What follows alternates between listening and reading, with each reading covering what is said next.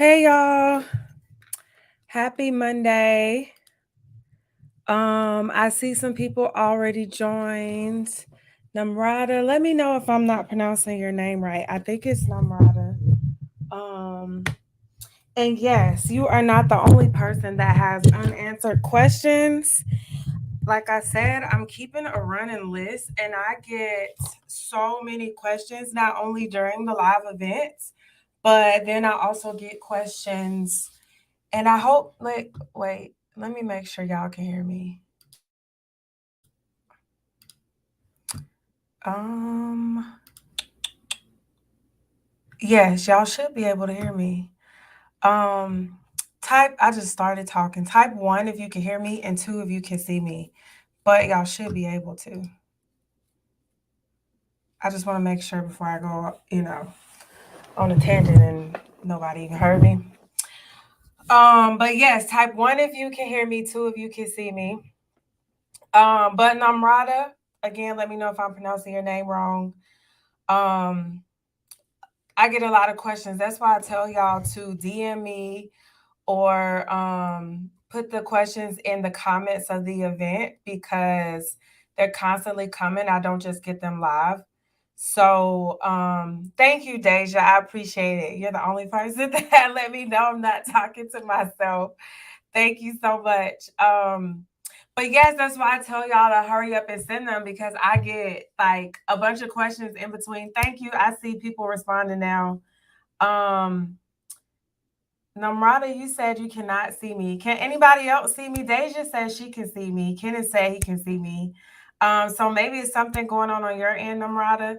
But that's why I say to send me the questions as soon as they pop in your head because I might get like 30 questions in between the sessions and then y'all see all the questions that we get live. So literally as soon as the question pops in your head, DM me, post it in the comments on one of my posts. Like you gotta hurry up and send it. I get questions from YouTube and Facebook too. So y'all gotta hurry up and send your questions. So yes, Namrata, you are on the list, but it just takes some time to get through everybody. And I've been doing almost an hour every Monday now. So we're going as fast as we can. And then Azor, I see your question. Hi, everybody. Y'all know I like to know where y'all are joining us from. Again, I'm in Wake Forest, North Carolina, for those of you that don't know. I see everybody else. Amira, Leba Gang. Let me know if I'm not pronouncing your name right. John C. Hi. Let me know if I'm not pronouncing your name right. Natalie, I see several people. Some people say only audio, some people say no video. Can't see you. You're on now. I can't hear you and see you. Nina says she can't hear me and she can't see me. Okay. Well, what is going on? Let me see if I can.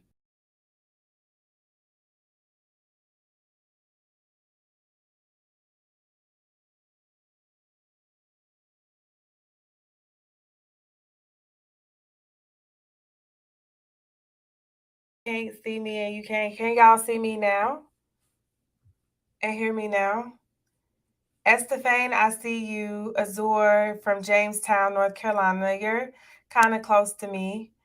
And John, please follow up with me. I sent you a message a while back. I've been trying desperately to get you on the podcast. So please respond.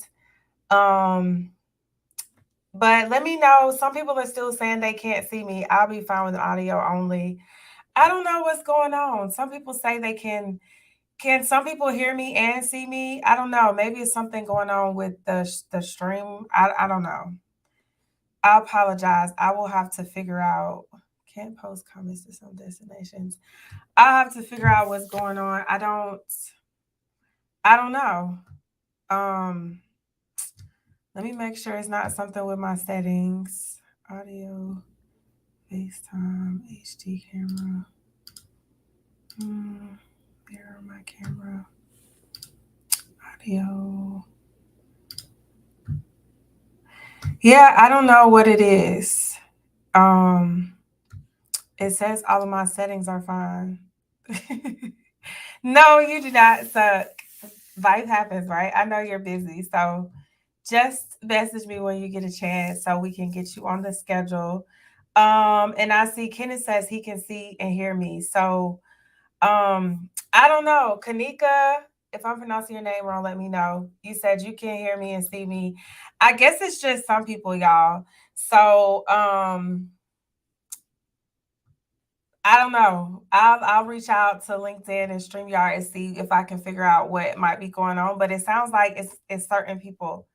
Okay, John says he can see me and hear me. And so did Ashley joining us from Houston. Hey Ashley. So yeah, I guess we're gonna proceed. It is, what time is it? It's 9 after. I'll give one more minute for everybody. Nina, you can hear me and see me now. Okay, perfect. Um, okay. So yes, we're gonna go ahead and keep going then. I feel like at least at least everybody should be able to hear me. And now Khalil, okay, y'all said y'all can see me. Okay, perfect. So y'all know I keep a running list of questions and it has gotten very long. Maybe it's the mic situation. It's gotten pretty long. So we're just gonna start from where we left off the last week, and it was with and I see Amira joining us from Detroit. Hey Amira. And remember, you want to go ahead and I come on live every Monday at 7 Eastern Standard Time, and you want to always put your questions in the comments, DM me, put them in the comments on a post that I make as soon as you see it. Just because I get so many and you want to hurry up and get them in. So, Deepika, I see your question is, are there any certifications that help recruiters hire us? So, there is a big one thing that I'll say is GCP certificates. You're never going to go wrong with GCP training because we all have to have GCP training, right? Regardless of whether you're at the site, at the sponsor, the CRO, we need GCP training. So if you're talking about GCP training, yes, that's something that will help. But assuming that you're not, because every time when people bring up certificates, they're never referring to GCP training. That's really the only thing that is truly going to help you, quote unquote, get hired. A lot of people come to me and that's all they're looking for is something that's going to help recruiters hire them, a certificate, a training, a degree, what have you. And in all honesty, it's not like this one list of degrees or trainings or certificates that is going to get you the job. I know that's not what you want to hear, but that's just the truth of the situation. And hey, everybody, for those that are joining, please remember to put all of your questions in the comments, keeping a running list. So you want to get them in as soon as possible. But and John says that nursing GCP, CCRP, that's what John says. But yeah, so there are some good training programs out there. There's even bachelor's degrees, master's degrees. I think there's even some PhD degrees in clinical research at this point. But it's going to always boil back down to experience, your foundation, and then how you position yourself. How well can you sell yourself? Are you branding and marketing yourself? That's what it's ultimately going to boil down to.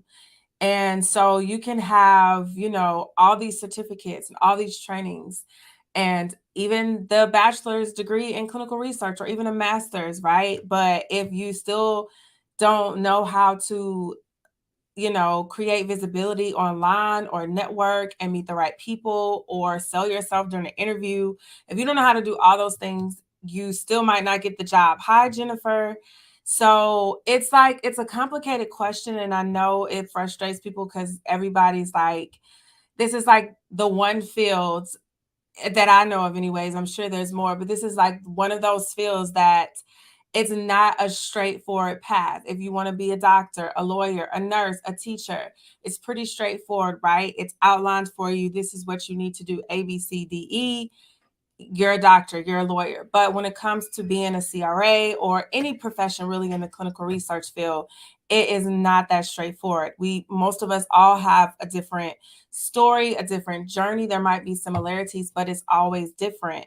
And that's the confusing part. And for me, just to give you Topeka, how I assess who needs what trainings and certificates. So for all of my clients, I do a very thorough assessment of where they are. And I'm talking deep dive of, trying to figure out where their gaps and holes are so we can fill those spaces, but at the same time, highlight their strengths, because you always want to lean in on the strengths. Regardless of how much work you do on your weaknesses, it's still not going to be as beneficial as strengthening the strengths. Not to say you shouldn't work on the weaknesses. I know somebody's going to be like, but shouldn't you work on everything? Yes, you should. But if you strengthen those strengths and lean into them, that will get you a little bit further. And that's what I focus on, and then determine, okay, this person needs more CRA training, or this person needs some regulatory training, or this person needs some study coordinator training, whatever the case may be. So I do it on a case-by-case basis, because we're all different, and I'm not going to just tell everybody to run and do this program or that program, because it might not be the best option for you. So you really got to kind of do an assessment and see where you are. And I have a podcast episode. I can't remember what number it is. I'll try to put it. Let me make a note to put that in the comments. But I do a podcast episode on how you can determine and assess where you are and how you can fill those gaps to help you see what you're missing, so you're not just out here taking everything. So that's how I do it, on a case-by-case basis. But there's not one certificate that is gonna. I see all these certificates out here that say you're CRA certified. There's really only one, and that's through ACRP, and you have to have monitoring experience to even sit for that exam. So, yeah, that is the short and probably not what you want to hear answer, short and long answer. So Namrata, I'm at your questions now. Hi Michael, hi Sylvia and Jacqueline from Raleigh. You're right down the street from me. So hey. So Namrata, I'm at your question, and I responded to your message that you sent me. I'm gonna follow up with you because I didn't hear back. But to answer your question, you said one of them was, I'm working as a CRC. What career trajectories if I don't want to CRA? I'm assuming you meant go to CRA and you don't want a traveling job. So I'm assuming you're saying, what are your career options if you're currently a CRC, but you don't want to become a CRA? So the sky's the limit. Honestly, you can stay at the site level, you can move into a sponsor role, you can move into the CRO side, you can move into the regulatory side. There's so many different options. And then at the sponsor level, there's so many different options. Traditionally, hi Hannah. Hi. And Michael, yes, you are so right. But at the sponsor level or the sponsor side, it doesn't stop there, because there's like the traditional pharma drugs that we think of. And then there's we have this whole new side coming in with all these different special types of treatment, like CAR T studies, where we're using our own cells or other people's cells too. Now we have those to treat patients. And so it's not like an injection or a pill or IV, the traditional forms of medicine, the routes of medicine that we think of. And then there's medical devices. A lot of people don't think about that particular area. And then there's also in vitro diagnostics. That's another area that commonly gets left out. Hi, Kanika, and let me know if it's Kanika or Kanika, or if I'm just saying it wrong altogether, but I think it's Kanika. So I see your question. But so there's so many different areas and branches, even within each area, that you can go into, and then you can specialize in different therapeutic areas, and then you can specialize in different patient populations. And then you can become specialists in different phases of the studies. I know some people that some CRAs that only do qualification or selection visits. That's it. Apparently there's a role where you only do initiation visits. apparently there's a role where you only do SWOT visits. And then there's the traditional role where you'll just do whatever they need you, right? So there's so many different areas that you can branch into, Namrata. And then also, depending on, okay, if you say you want to stay at the site side, do you want to go up and become, a site manager, a director? There's so depending on the site and how they're structured, there's different positions and roles that you can transition into. You can stay on I'm not sure what type of coordinator you are because every site is set up differently. So maybe you're seeing patients, maybe you aren't, but there's data entry specific coordinator positions, there's regulatory specific coordinator positions. So you have all that at the site level. It just depends on where you want to take it. And then even at the sponsor and CRO side, there's those same type of areas where you can branch out into writing. If you want to, if you like the statistics side, you can go on the statistician side. If you're more so into the scientific components, you can go into the medical affairs side. If you're more so drug safety, you can go into the pharmacovigilance side of things, regulatory, like I mentioned. And regulatory, even I didn't say this a little bit when I gave out all the options, but people tend to forget about IRBs. There's so many different IRBs out there. And then also the government agencies, not just the FDA, but the NIH, the EPA, even sometimes they do studies. So they're and Namrata, I see that you say you have to do patient recruitment. So the sky is the limit for you because now you're in like a small component of all the different parts that it takes to get a patient from consent to the end of the study. So the sky's the limit for you. It's really about you exploring and seeing what you like. And sometimes the best way to figure out what you like is to get into these roles and then kind of pick and choose. Okay, I don't like doing patient recruitment, or I do like doing patient recruitment, or I hate regulatory, or I love regulatory. Sometimes you just have to get into the role for you to be able to make that decision. But the sky is the limit. I don't want y'all to think that the only way to advance your career and to create a lucrative, successful career is to become a regional traveling CRA. You don't have to. You really don't. I have had several people on my podcast. I want to say Mary, if you check out my podcast episode where I did an interview with Mary Williams, she is one of the examples of the people who was not a regional traveling CRA, and she has created a very successful career. I believe she's a director now. And then even Jeannie, she was a traveling CRA for a very short time. She realized that it was not for her, but she has created a very successful career. There's so many examples that I could give you guys, but you do not have to be a regional traveling CRA, Namrata, at all. And I see you said that you also do IRB and site initiation. So you actually do have a good range of skills and experience that you are gaining in the position that you're currently in now. So it's like the best start, one of the best starts that you can have from a foundation perspective, from an information, from a knowledge base, and then from an experience perspective, because you're at the site level as a study coordinator. It's like one of the best roles to transition into the CRA. So you're actually doing really, really well. But it's just going to depend on where you want to take it, honestly, Namrata. And then your other question is, I believe that we will learn on the job. Without the job and experience, we will not land the job. In this scenario, how career coaches or mentors will help? Just curious. So I'm assuming that you also are saying that you don't understand, or can I help you understand how career coaches and mentors can help you get a job? Because to your knowledge, you need the experience, the on-the-job experience, in order for you to land the job. Well, yes and no. Number one, everybody who has ever worked in the history of ever always had a first job, right? We weren't born working. So we all always have had a first job.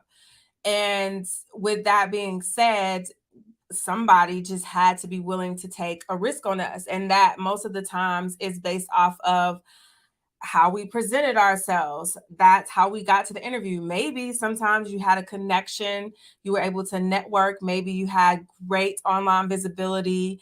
Maybe you went to school with somebody and you saw a position. Maybe you're just one of those people who applied and hit all the keywords, or the recruiter saw your resume and they were like, this person would be great. And then you still had to get past the interview. And so you had to be able to sell yourself. You had to be able to articulate the value that you were going to bring to the company and show them that you could be and that you would be successful in that role. And that's where career coaches, that's where mentors come in at. They help you with those pieces, which is actually the missing piece for most people that are struggling to land their first CRA position or struggling to advance their clinical research career. So somebody like you specifically, Namrata, who has this amazing study coordinator position, who's getting all this amazing, wonderful experience, for you, if you're having challenges getting to that next level, it's going to boil down to branding and marketing yourself. It's going to boil down to networking, your job search strategies, and then your interviewing skills. And that's where coaches and mentors can help you. And I know it can be confusing because, and I talk about this in one of my podcast episodes, but yes, I did make up this term, but I call it institutionalized education shock, because so many people, especially a lot of us who are super educated, and depending on what our background is, what our ethnicity, race is. I know my family, for one, being a Black woman and coming from the South and being one of the first person in my family to actually even, graduate from college and definitely graduate school, all those things. Like, it was a big push for education. And my parents were constantly like, you have to go to college because that's how you're going to get a good job, and, blah, blah, blah. And so I came up with the term institutionalized education shock, because that's kind of what we've all been like brainwashed, and they've beaten it in our heads that you have to go to college and you have to get all these different degrees and pieces of paper to be successful. And so we think once we go to school and then we're going to get this job, and then, we're going to have this successful career. And that's not the case, especially nowadays in 2022. It's so much more than that. The industry has been shifting in this direction long before now. It's actually been going on, and I'm not the only one that talks about this. There's so many other career experts that's been bringing this up since the early 2000s, late 90s. And you have to really take control of your career by branding and marketing yourself and leveraging a network and being able to sell yourself. And a lot of people don't even want to think of themselves as a commodity or a service or product, however you want to put it. But that's what it ultimately is going to boil down to. And so, Namrata, that's where career coaches, that's where mentors, they come in at. And I have an episode on my podcast coming up. And for those of you who are joining and you might be new, so you can check out my podcast at confessionsofaCRA.com or on any of the your favorite podcast platforms. Just look it up. It should pop up.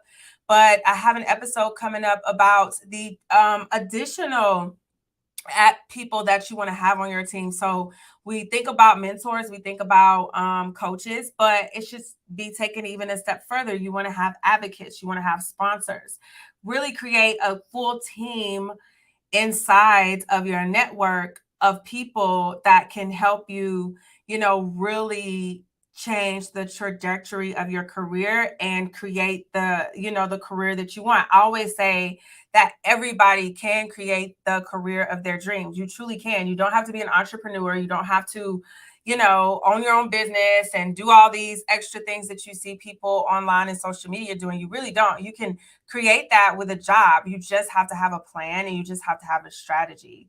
So I hope that helps, Namrata. If anything didn't make sense, let me know. And yes, Michael, I agree with you again.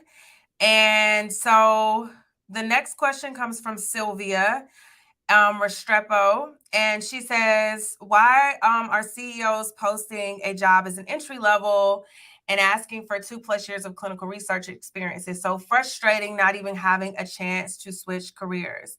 Yes, Sylvia, I understand your frustration.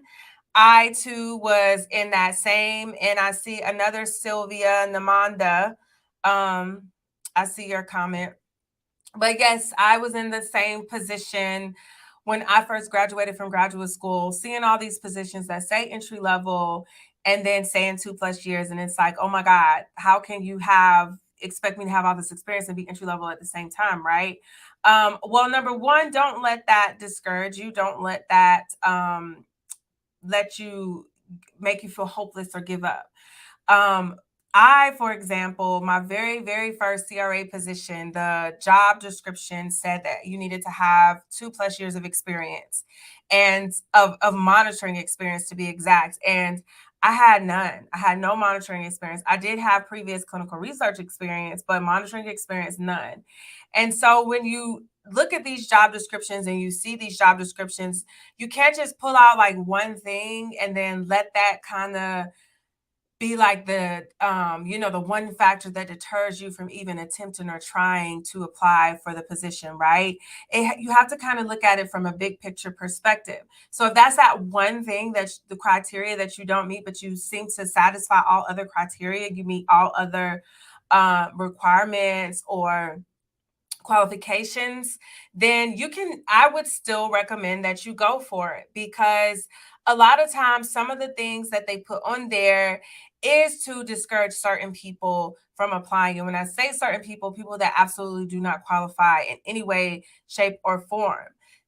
So they want to kind of narrow down the pool, because you guys know that, or at least maybe you don't know, but for those of you who don't know, they get a ton of applications, and it's so hard to go through and narrow down and figure out the best candidates when you're looking through hundreds or even thousands of applications, right? And so this is a way to kind of weed out prematurely, some might say, but weed out people that may not be qualified. Because if you are really serious and dedicated and committed, and a certain type of tenacity and a certain type of drive, you're still going to apply anyway. At least that's kind of the train of thought behind that approach. So don't let that discourage you, Sylvia. And I see some other questions coming in. I see yours, Natalie. So don't let that discourage you, because you could still apply. So I always say, some people say about 70-75%. If you meet 70-75% of the responsibilities and qualifications, then shoot for it. I tend to be more on the heavier side of like 85-90%. It just depends on how they worded the requirements in the job description. So if they said 2+ years of monitoring experience versus 2+ years of clinical research experience, if they say monitoring specifically and you have no monitoring experience, but you have really strong experience in other clinical research roles where you've gotten a full gamut of the experiences or the skills that you will essentially need in order to be a successful CRA, then I would still say go for it. But if you've only held, like one role and you've only done data entry for like 6 months type of thing, I would say let's try to get some more skills under your belt. And I see your question too, Hannah. So I kind of take it on a case-by-case basis, which is why I say it's kind of hard for me to give general advice sometimes, just because for all of my coaching clients, I really try to customize the advice, because I really feel like, some things are kind of one size fit all, but to get the best results and to really do what's in your best interest, you have to customize and tailor what each individual needs. So still go for it. Long story short, Sylvia, don't let that discourage you. And then Ingen, I see your question. So, and it looks like you actually asked this to Corrine, but I'll go ahead and answer it anyways. You said, could you please give an example of CROs with training for in-house CRAs? So I know Par Excel, they used to a while back give in-house CRA training, and Novella did as well. But Par Excel, last I heard, I think they merged with another company. And I see someone else, it says LinkedIn user. I don't see your name, but I see your question. And then Novella got bought up by Quintiles, which then got bought up by or merged with IMS. So now they're IQVIA. But those are two companies, the larger CROs anyways, that provided the in-house CRA training. It's hard to say who provides in-house CRA training in like a structured group program type of training, just because some of them, even when the Park-Cell had it, even with Novella, it was combined with the traditional CRA role. So it depends on the company and what their in-house CRAs do, honestly. PRA, they train their in-house CRAs, but not in like the big program structured training type of way. I see Amira says that PPD and Icon had great training programs for new entrants. And I know that they had great programs for CRAs, but I wasn't aware of the in-house CRAs program. So thank you, Amira, for that information. And anybody else that knows about any other in-house CRA training programs that the CROs offer, please list it in the comments for Engine. And Sydney, I see your comment. You've applied for CRC and even in-house CRAs. You haven't been successful. You're trying to break into the space. Yes. And Sydney, I see that you also have a PhD as well. And that it brings me back to what I said earlier about you have to know how to position yourself. And it's unfortunate. Amira says at PPD, they're called RSMs. And I'm assuming that's for remote site manager. And that's another thing. You bring up a great point, Amira, is that the titles are constantly changing. And now that I think about it, I told you guys that we would start off with the list of alternative names. We're in now. I don't want to, and I'm trying to get through these questions. So I'm gonna do my best to remember to start it off like that. The next time, maybe I'll start a little bit earlier or plan to go a little bit later. But that's a good point, Amira, is that they're not going to always say in-house CRAs. They kind of hide the title. So you have to really get creative when you're doing these job searches and when you're looking at these companies' websites. You almost have to go through each and every individual monitoring job description and look and see what the responsibilities are.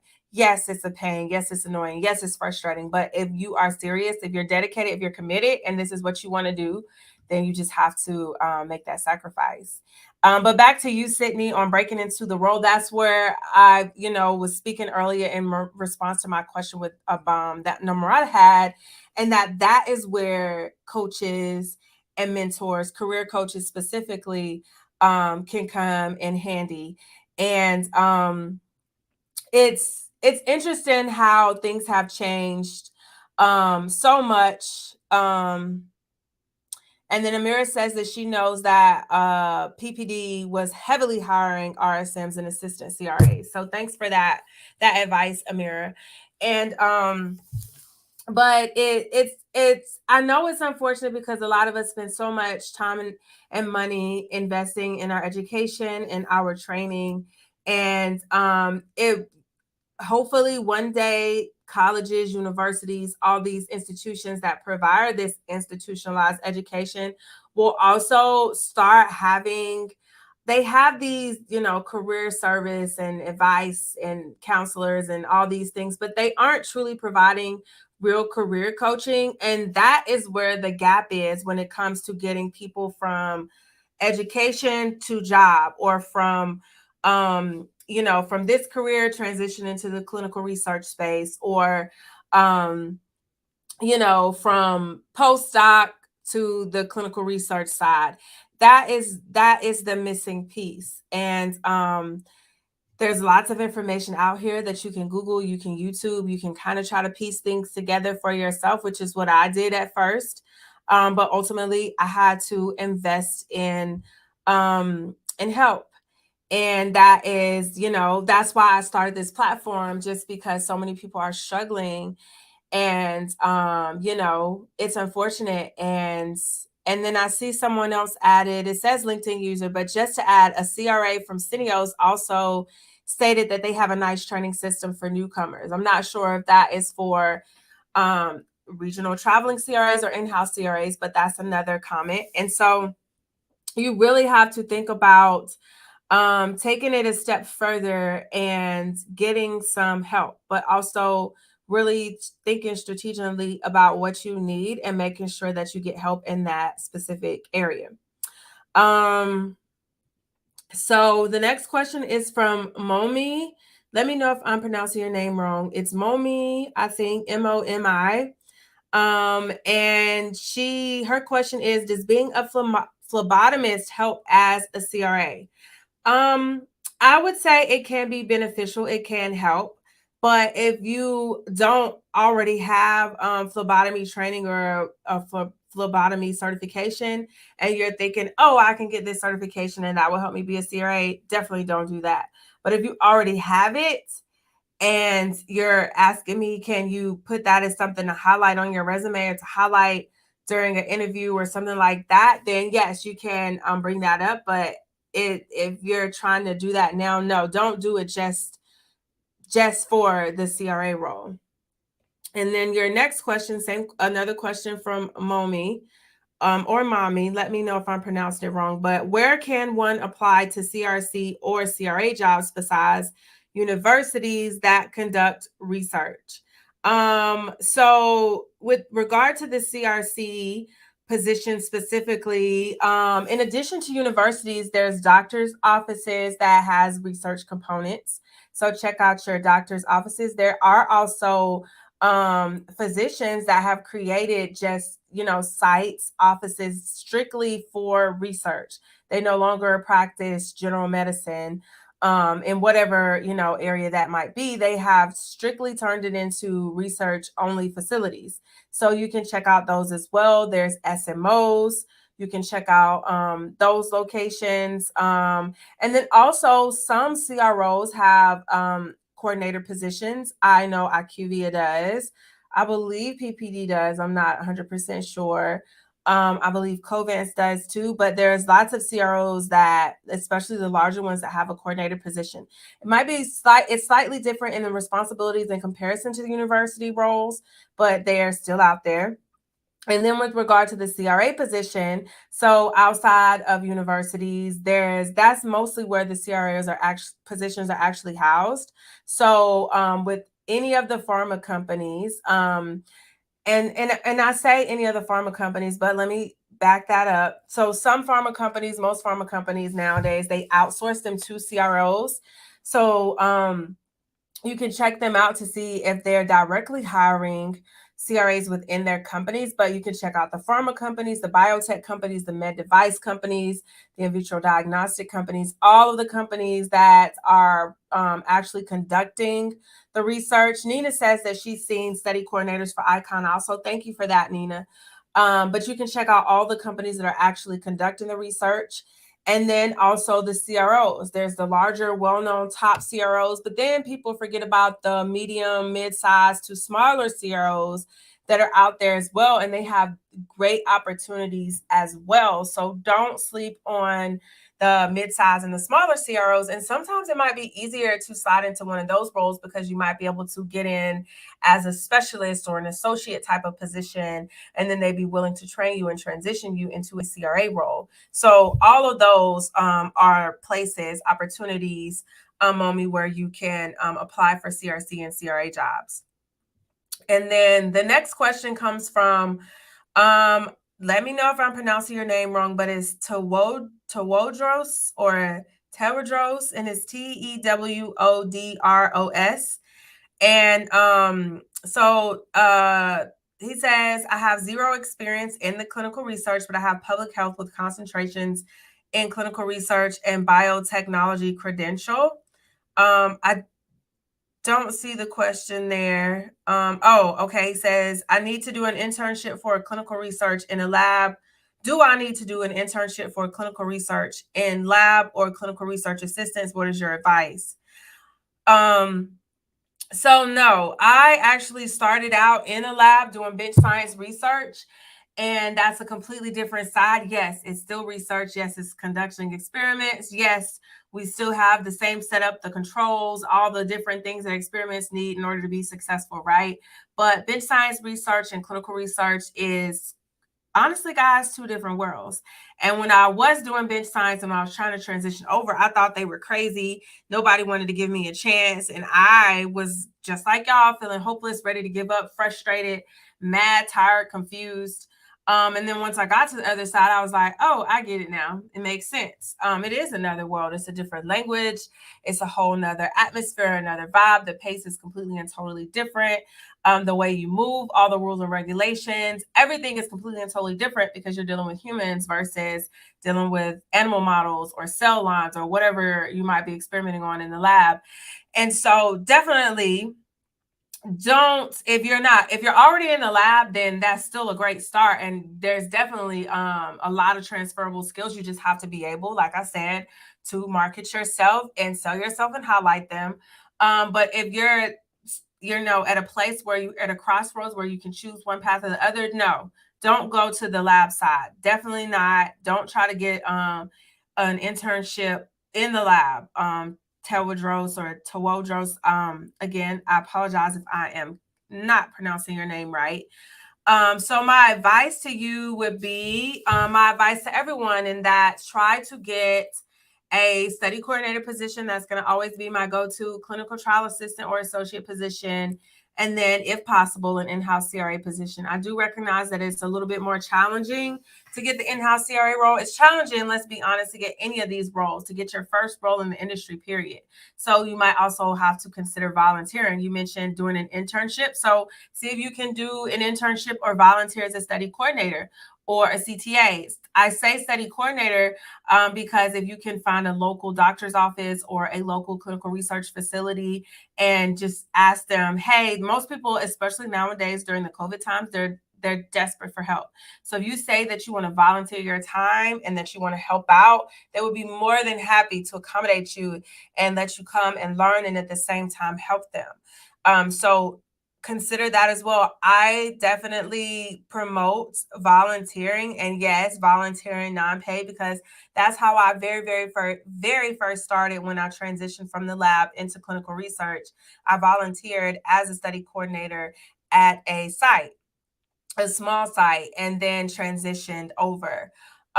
So a lot of people are like, well, I can't afford to do that. I have to make money, etc. I get it. I get all of that. I needed money. I wasn't making money. I had a very young child. Like, there was a lot of things going on in my life. So I totally get it.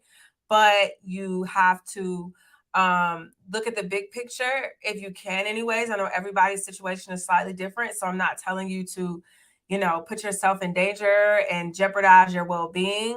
But you have to also ask yourself, what are you willing to sacrifice? And is this an excuse, or is this your current reality that, is temporary, but it might change down the road? So you really have to look at the big picture and really take a good look at the pros and cons. And then I see we are coming up on 7:46. Let's see if we can get to another question. So a question from Carly Newman. She says, would you be able to provide me with a general overview of how individuals tend to progress from CRC to CRA and how the roles differ? So I think last week, y'all, correct me if I'm wrong, for those of you who have been joining every week, I think someone asked a question about the difference between the CRC and the CRA role, and I did a very thorough, in-depth review of that. So Carly, I'm going to advise you to take a look at the last live that we did from August 1st. In the interest of time, I try not to do a lot of repeating, especially if it was the week right before. But as to answer the part of the question about how do individuals tend to progress from coordinator to CRA, so it just that simple. They go from study coordinator and they gain all the experience that they can within that role. Some people as short as 1 year. I've known some people that were study coordinators for 6 months. I myself was a study coordinator very briefly.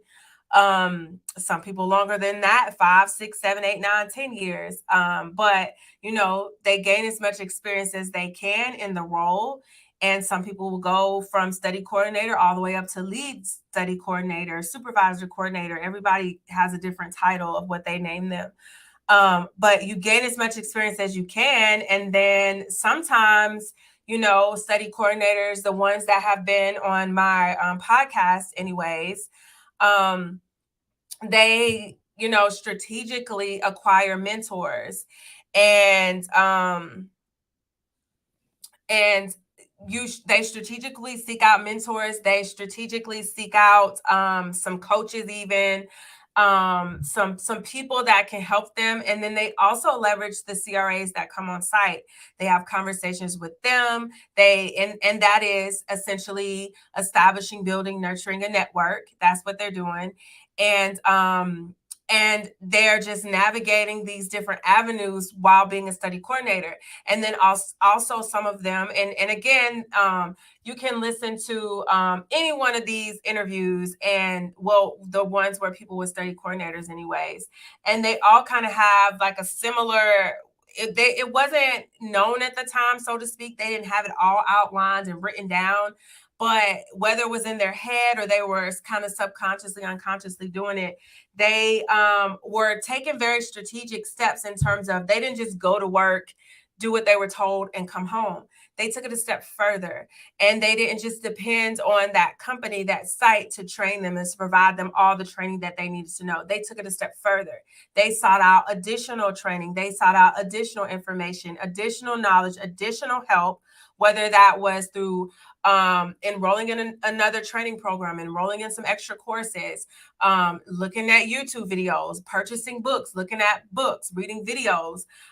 Like I said, mentors and coaches, they went above and beyond what the basic expectations were in order to really build themselves up and build up their skills and their experience and their knowledge. And that is where a lot of people are missing it. And it's no fault to you guys, no fault, because I was even one of those people at one time. It's not our fault. It honestly goes back to institutionalized education shock, because people are constantly telling us, we go to school, we get our education, and we're going to just jump into a job, right? I went to school for these 4 years, or God forbid you did a master's, right? God forbid you went all the way to a PhD. So you feel like all this education, why did I go to school this long if it's still not enough? I should be able to get this job, and you should be able to tell me everything that I need to know. Well, guys, unfortunately, or fortunately, some might say, it doesn't work like that anymore. It does not work like that.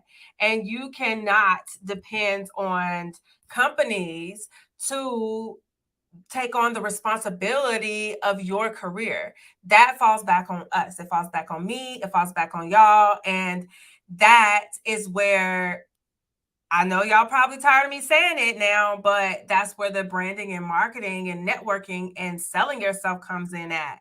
And if you get good at those things, honestly, you don't have to ever look for a job. And that's really my goal for everybody, is to show you guys a different way, a different approach where you can truly, truly transform your lives. That's what I've done for myself. I do it for my clients. I want to do it for you, which is why I started this platform. So if you really start making that shift in your mind and stop thinking of it as, well, I got more education than this person, or I did this training, or I got this certificate, so why aren't they looking at, you got to stop thinking about it in those terms. You have to let go of that energy, because you're spinning your wheels for no reason. And you have to say, okay, what I've been doing hasn't been working, so let me shift gears. Let me see what other people are doing that has been working. And part of that now, 2022, it's been going on for a while, like I said, but now you have to start taking ownership, responsibility of your career.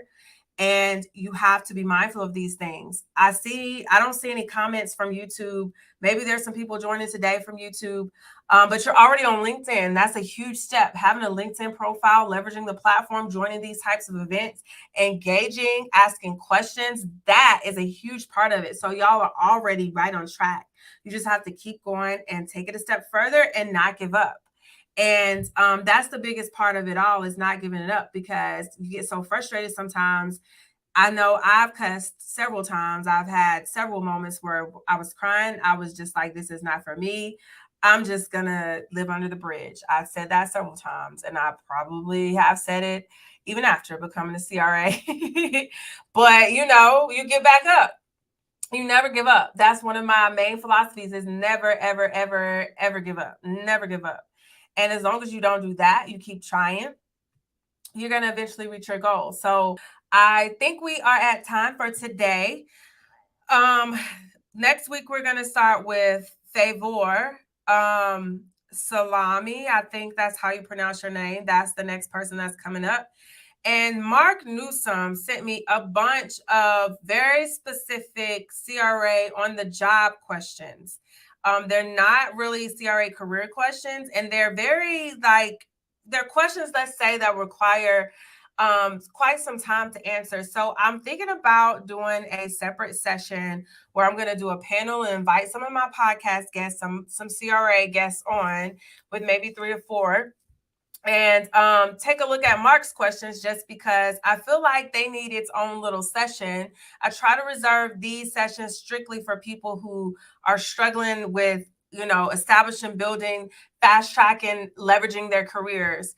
But I still want to get to these questions. They're still very important questions. So this might be an opportunity for us to add in an extra day where we can have like a group panel and take a look at Mark's questions. So if you have any questions about the CRA role, specifically on the job CRA questions, send those to me. And we'll put those in that specific session. I'm going to probably do it on one of the Tuesday sessions. So in case you weren't here last week, so on Tuesday, starting on the 23rd, I'm going to have on Tiffany Ashton. She's going to come on and she's going to be talking about Essentials and all the wonderful products and services and trainings that they have to offer. So for all you CRAs, aspiring CRAs, but definitely CRAs, new CRAs, you don't want to miss that. And maybe we can also get her to answer some of these questions during that time as well. And then on the 30th, I'm going to have Daniel, the CRA coach, come on, and he's going to talk about his ASAP CRA course and how it can benefit you guys. And then we might be able to ask him some CRA specific questions as well. So send those to me. And then on September 6th, we're going to have Elizabeth on, the CRA helper, and she's going to talk about her CRA foundation training. All of these people, guys, are very great people to be in contact with. And she's going to talk about her training, and maybe we can get her to answer some questions as well. So maybe I can get all 3 of them. Even Mario too, because he has a YouTube channel. Maybe I can get all 4, and we could come together and answer some of these specific CRA questions for you guys. Maybe we'll do that. I'll reach out with them and see what their availability is. So any other specifics, CRA job questions, like I said, send them to me as soon as possible so I can get those to the list. Any CRA career questions or clinical research questions, career questions, send those to me ASAP, because y'all know the list is long and it's growing. It has never stopped since day one. So send those to me as soon as possible. As always, for those of you who want to work more with me, check out aspiringcra.com, and you can check out my one-on-one coaching program, and you can also go there to book a call with me.